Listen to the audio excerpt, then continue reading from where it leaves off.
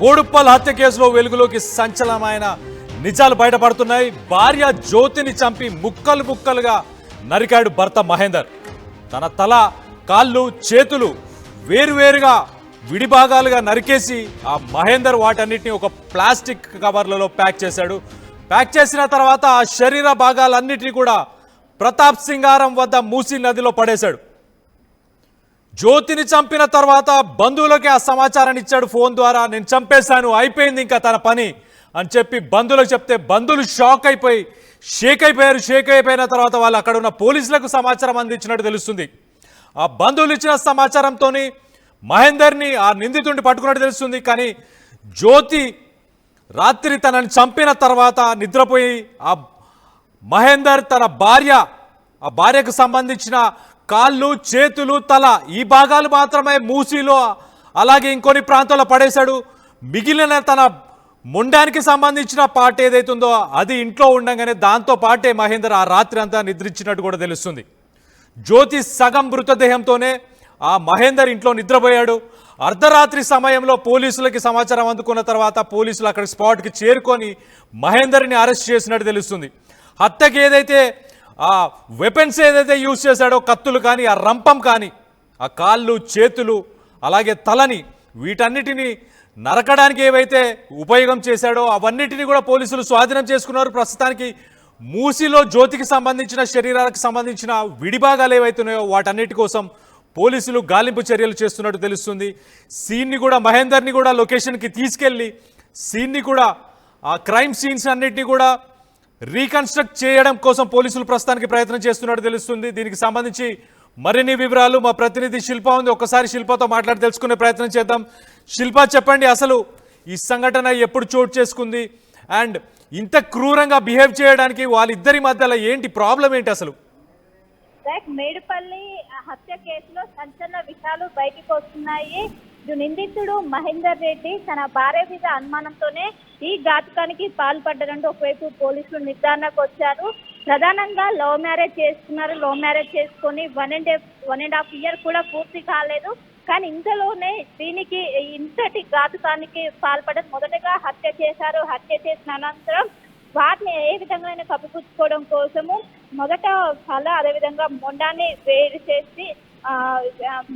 కాళ్ళను వేడి చేసేసి వాటిని కవర్లో మూసి పక్కన ఉన్నటువంటి మూసి నదిలో పడేశారు. ఈ సమాచారాన్ని వెంటనే తన కుటుంబ సభ్యులకు చెప్పారు. వాళ్ళు వెంటనే పోలీసులకు ఇన్ఫార్మ్ చేయడంతో వెంటనే పోలీసులు స్పాట్కు చేరుకున్నారు. స్పాట్కు చేరుకోగానే పోలీసులు కూడా అక్కడ ఉన్నటువంటి సీన్ చూసి చాలా వరకు షాక్ అయ్యారు. అది చాలా చిన్న ఫ్లాట్, అలాంటి దాంట్లో ఎవరికి అనుమానం రాకుండా నిన్న మార్నింగ్ నుంచి కూడా స్వాతి బయటికి రాలేదంటూ కూడా అక్కడ ఉన్నటువంటి ఎవరైతే స్థానికులు వాళ్ళు చెప్తున్నారు. తరచూ గొడవలు పడేవారు. ఒకవైపు లవ్ మ్యారేజ్ చేస్తున్నప్పటికీ ఏమాత్రం సంతోషంగా చూసుకోలేదన్నట్టు కూడా ఒకవైపు సమాచారం అందుతుంది.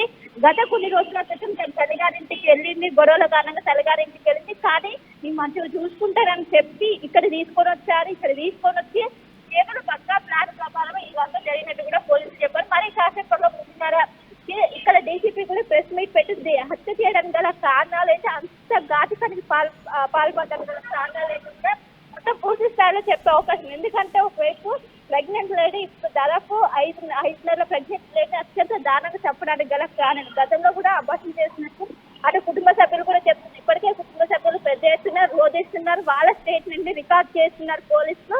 ఇప్పటికే ఒకవైపు పెద్ద ఎత్తున చేరుకొని న్యాయం చేయాలంటూ కూడా వాళ్ళు డిమాండ్ వ్యక్తం చేస్తున్నారు. దీనికి గల కారణాలు ఏంటి, హత్య చేయడం గల కారణాలు ఏంటి, అనంతరం అంత దారుణంగా బాడీ పార్ట్ ని డివైడ్ చేసి మూసినాల్లో పడేయడానికి గల కారణం మొత్తం కూడా ప్రస్తుతం పోలీసులు వీటి మొత్తం కూడా కూపిల్లాగారు ఒక నిర్ధారణకు వచ్చారు. ఆ విషయాలు మొత్తం కూడా మరి కాసేపట్లో మీడియా సమావేశంలో వెల్లడించనున్నారు. ఇప్పటికే మహేందర్ రెడ్డిని అదుపులోకి తీసుకున్నారు. అదుపులోకి తీసుకొని ప్రస్తుతం అయితే విచారణ చేసిన ఒకవైపు అటు మహేందర్ రెడ్డి విచారణ చేస్తున్నారు. ఇంకోవైపు ఎవరైతే ముదిరాలు సంబంధించిన పేరెంట్స్ సైతం కూడా ప్రస్తుతం స్టేట్మెంట్ రికార్డ్ చేస్తున్నారు. సో మొత్తం కూడా ఒక్కసారిగా ఉలికి పడింది అక్కడ ఉన్నటువంటి స్థానికులు కావచ్చు. ప్రతి ఒక్కరు కూడా లవ్ మ్యారేజ్ చేసుకున్నారు కానీ ఎప్పుడు కూడా కట్నం ₹1 తీసుకురాలేదు. ఇంకోవైపు సామాజిక వర్గం కూడా వేరు, వాళ్ళు యాదవ్స్, ఇంకొక వాళ్ళు మహేందర్ రెడ్డి.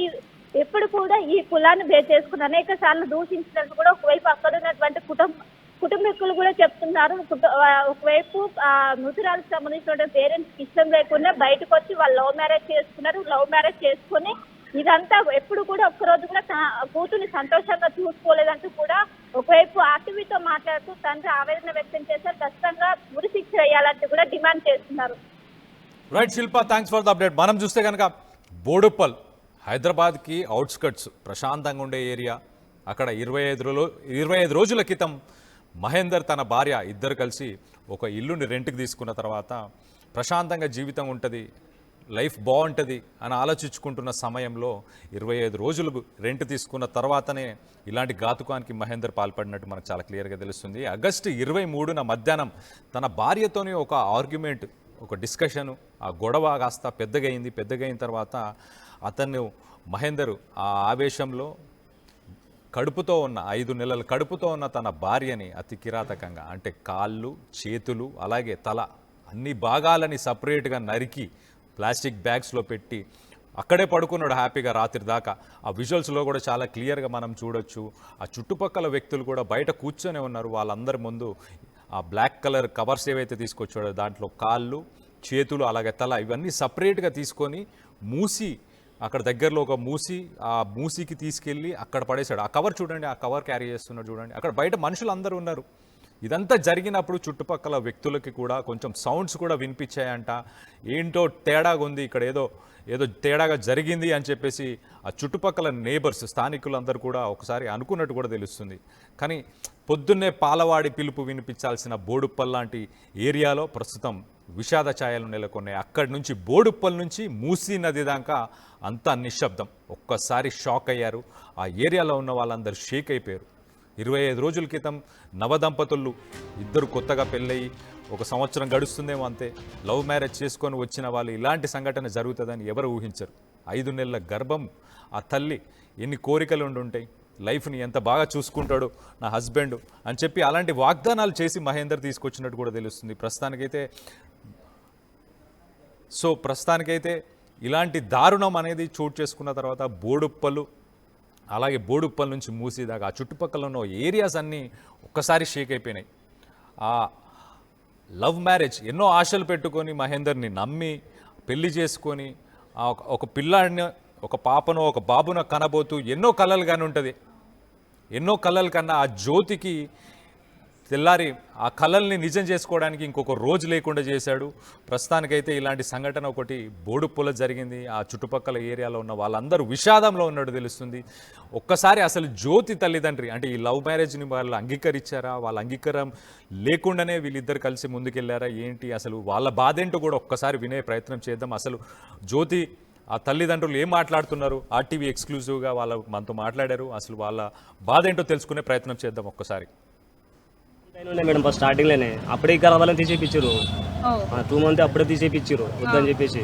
సరే మేము కూడా అప్పుడు మేము పట్టించుకోలేదు మేడం. మేము తీపి బాగా తెప్పించారు. అప్పుడు మేము పట్టించుకోలేదు, మాకు కాదని పోయింది కదా అని చెప్పి మేము కామెంట్స్ కూడా మేము అనలేకపోయినాం. ఏమన్నా మళ్ళీ కేసు ఎందుకని చెప్పి మేము అనలే. 2 నెలలు నాగిటంగా పంచాయతీ పంపించినాం. మంచిగా మేము అనుకున్నాం. ఫోన్ గిట్టంగా చేయలేకుండా మేడం మాకు మేమిట ఫోన్ చేయలేదు, ఆమెట ఫోన్ చేయలేదు. ఫోన్ చేస్తే కూడా తిట్టున్నానంట, ఎందుకు చేస్తామంట అని. మంచిగా చెప్పేసి మేము అనుకున్నాం. ఓకే, వీళ్ళకి ఎట్లా పరిచయం అండి అసలు? ఫస్ట్ స్టార్టింగ్ లో మీ ఊర్లోనే ఉంటారా ఎట్లా? ఇంటి పక్కకే మేడం, ఇది మా ఇల్లు ఇక్కడ పక్క వాళ్ళు అనుకునే ఉన్నాయి. అంటే ఎక్కువగా హెరాస్మెంట్ చేస్తున్నాడన్న విషయాన్ని మీకు దృష్టి తీసుకొచ్చిందా? హాస్టల్లోనే మేడం, మొత్తం డిగ్రీ వరకు హాస్టల్లో ఉండే చేయాలి కాడ. ఇప్పుడు ఇట్లా బయట విషయాలు అయితే బయటకు రాలేకుండే. మంచిగా చెప్పేసి మేము అనుకున్నాం. ఇంకెప్పుడు తెలియదు. ఇప్పుడు ఖాళీగా ఉంటుంటే ఏం చేస్తున్నాడు ఆయన అసలు? ఇట్లా ఏం చేస్తుందో తెలియదు మేడం. అసలు ఇంచుమించు 10 నెలలు అయితే ఇక్కడ చిక్కనే ఉన్నాడు. ఏం చేస్తుంది, పని చేస్తుండా తింటుండా పని నాకు అసలు ఏం తెలియదు. ఇప్పుడు మీ కుటుంబ సభ్యులతో చివరిసారి మీ కూతురు ఎప్పుడు మాట్లాడింది, ఏం చెప్పింది?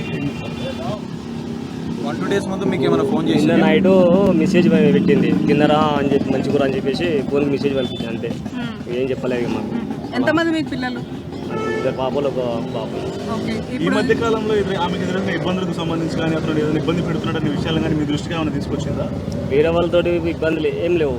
వాళ్ళ అత్తమామ ఆంది టార్చర్, వేరే ఏం లేవు. ఎవరైతే టార్చర్ అయితే ఏం లేదు. ఏమని టార్చర్ చేస్తున్న విషయం చెప్పేది మీకు? అసలు ఏమని చెప్తుంటారు, ఎట్లా ఇబ్బంది పెట్టేవాడు, ఏమని తిట్టేవాళ్ళ, కొట్టేవాళ్ళ? ఈ వరకట్నం తీసుకురా, అది తీసుకురా, పైసలు తీసుకురా, నువ్వు ఒట్టికి వచ్చినావు, నేను ఎవరు నడపాలి, ఇక అట్లా అని చెప్పి ఇట్లా చెప్పి బాగా టార్చర్ పెట్టేది మేడం. మస్తు టార్చర్ పెట్టేది. ఇంగిట ఏమనలేకపోయినా నేను ఏం చేసినా మళ్ళీ నన్ను అంటారు కదా మా మీద కేసు అవుతుంది కాబట్టి నేను కాంగ్రెస్ నేను ఏమనలేను. మొత్తం స్టార్టింగ్ నుంచి మొత్తం గొడవలే మేడం వీళ్ళకి. ఊరు అందరూ తెలుసు ఈ సర్పంచ్ మా ఊరు. సరే, తను ప్రేమించి పెళ్లి చేసుకున్నా, ఇంట్లో నుంచి వెళ్ళిపోయినా, ఈ రోజు మీ కూతురండి తను ఈ విధంగా చనిపోయింది దారుణంగా, అది కూడా 5 months ప్రెగ్నెంట్ లేడీ ఆ అమ్మాయి. ఏం చెప్పదలుచుకున్నారు? ఎటువంటి న్యాయం కావాలి? ఆ తండ్రిగా ఆ బాధ ఖచ్చితంగా ఉంటుంది మీకు. కఠిన చర్యలు తీసుకోవాలి మేడం. ఇట్లాంటి దౌర్జన్యం చేస్తే వాళ్ళని వదిలేయాలి మేడం, అని ఉంచొద్దు. ఇది ఇవాళ జరుగుతుంది, ఇంకో జరుగుతుంది, ఇంకో జరుగుతుంది. వాడు ఏం చేస్తాం మేడం, జైలుకి పంపిస్తే మళ్ళీ 4 నెలలు 6 నెలలు ఉంటాడు, మళ్ళీ వస్తాడు, మళ్ళీ అట్లనే చేస్తాడు. ఆడొద్దే వద్దని చెప్పిన సార్ నేను. నా బిడ్డ తెలియకపోయింది. నా బిడ్డకు ఇప్పుడు వాడు న్యాయం జరపాలి. వాడు ఇద్దరిని ఒకటే బొందలు పెడతారా? వాడు మాత్రం నాకు కావాలి. మీరు ఎవరు చంపదు, నేను చంపుతామని. నేనే పోసిన పెట్రోల్ ఆయిల్ నా మగడు పోయలేడు. నా బిడ్డను ఎత్తుకపోతే కూడా పెట్రోల్ పోసిన కాలేను. పెట్రోల్ పోసిన నా బిడ్డ నాకు ఒప్ప చెప్పడా సారు? పెట్రోల్ పోసిన మంచోళ్ళు గారని సంవత్సరం చదువుకొని ఓసారి కడుపు తెప్పించాడు. ఇప్పుడు కడుపు అయినాక పిల్లల్ని ఇంటికి కారసుడు పుడతాడంట అని పిల్లని చంపాడు సార్. నాకు కావాలి వాడు. నేను పిల్ల తల్లిని, లేకపోతే నేను చచ్చిపోతా సార్. నా బిడ్డను ఆశ వర్కర్ సార్ ఆమె ఫోన్ చేసి నెంబర్ ఇయ్యి నేను పిల్లకి చూస్తామంటే ఫోన్ ఈడ చూపించలేడు సార్. వాడు పిల్లని కూడా దాకా చూపించకపోతే గవర్నమెంట్లో చూపించుకుంటుందంట. అడుకొచ్చుకొని తిన్నదంట. నిన్నమన్నా తెచ్చి పెట్టుకుంటూ రోజు తింటాడంట, బయట పోతాడంట. ఎట్లా నన్న నిన్ను మంచిగా చూస్తే సార్ మంచిగా ఉండు అని చెప్పినాం సార్. మేము పెడుతుంటాం సార్. ఏదన్నా నా బిడ్డని విడిచిపెట్టి పెట్టిన ఫోన్ ఉండేవాడు. వాళ్ళందరూ ప్లానే ఎందుకు చంపిన అనుకుంటున్నాం ఆడు సారు. మా పిల్ల మీద ఇష్టం లేదు, వాళ్ళ అమ్మ నాయనకి ఇష్టం లేదు. అందరు పెళ్లి చేసిరు కదా సారు. వాళ్ళందరూ మాట్లాడాలిగా పిల్లతో. ఇప్పుడు ఎవరు మాట్లాడారంట? పిల్ల ఫోన్ చేసి ఎవడని కత్తా మేము గొల్లలో సార్. అది కాపుది కానీ అట్లా దానికి ఆ రీతి లేదు. ఆ దుడికి ఎట్లా అన్నదో నాకు కావాలి సార్. నేను తప్పు ఒప్పో నా పిల్లని ఎట్లా ముట్టుకుంది, ఎట్లా చేసి